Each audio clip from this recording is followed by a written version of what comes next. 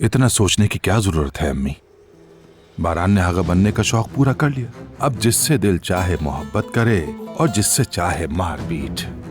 जाहिर है फरहात ने कहीं जबान खोली होगी, इसी वजह से ऐसा हुआ उसके साथ। अब अगर हमने भी उसके खिलाफ दो बातें की तो याद रखिए हमें भी मार खानी पड़ेगी बारान से। घर में आग लगी हुई है और तुम बेकार बातों में लगे हो हसन। सिवाय फजूल बातें करने के और कुछ नहीं कर सकते। किसी काम के नहीं हो तुम।